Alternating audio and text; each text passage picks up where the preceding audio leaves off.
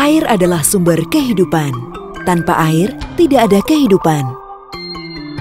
Di kota-kota besar, air kerap menjadi masalah seperti halnya di Jakarta. Masalah 1. Pasokan air bersih. Setiap tahun Jakarta butuh 547,5 juta meter kubik air. Pengelola air minum hanya mampu mensuplai 295,6 juta meter kubik air atau 54% kebutuhan.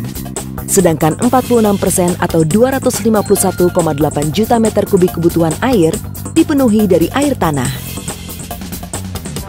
Masalah 2. Penurunan daratan.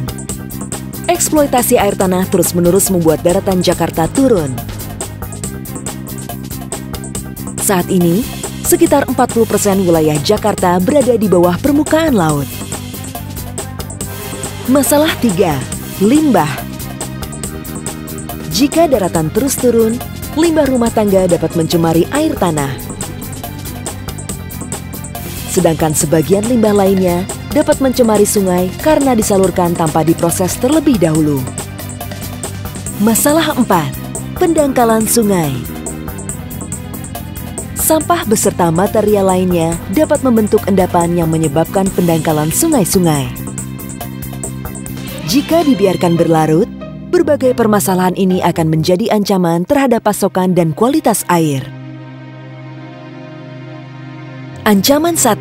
Krisis air tanah.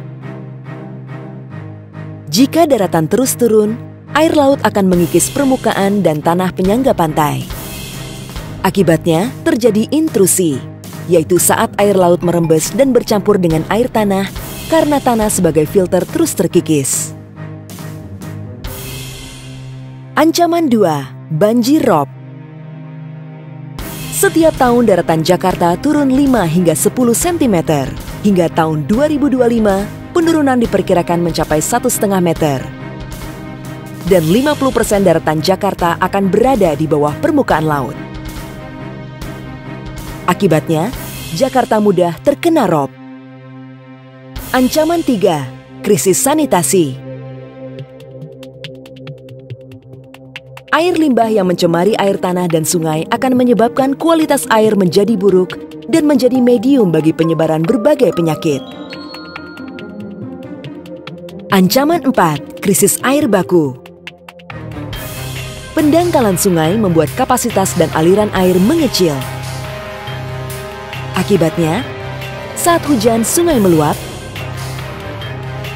dan pasokan air baku pengelola air minum yang berasal dari sungai berkurang. Jika tidak diantisipasi, Jakarta akan menghadapi bencana besar. Namun dengan solusi yang tepat, kita bisa mengatasinya. Solusi 1. Bijak menggunakan air tanah dengan cara menambah kapasitas pengelola air minum dengan mengalirkan air dari waduk Jatiluhur melalui pipa bawah tanah. Menambah cadangan air bersih dengan cara penyulingan air laut menjadi air tawar. Mengoptimalkan situ atau waduk sebagai cadangan air. Serta menambah cadangan air tanah dengan memperbanyak daerah resapan air. Solusi 2. Mengantisipasi banjir rob. Melalui reklamasi dan pembangunan tanggul raksasa di Jakarta Utara, dan membangun danau buatan di sekitarnya sebagai cadangan air.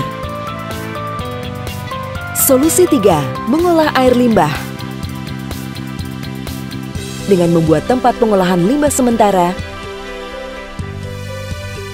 dan saluran pembuangan air limbah rumah tangga di bawah tanah dan di bawah dasar sungai. Solusi 4. Normalisasi aliran sungai. Normalisasi mencegah sungai meluap dan melancarkan pasokan air baku dari beberapa sungai untuk pengelola air minum. Semua solusi ini efektif jika kita peduli. Gunakan air dengan bijak dan lestarikan cadangan air tanah. Jika kita peduli, air dapat terus dinikmati dari generasi ke generasi.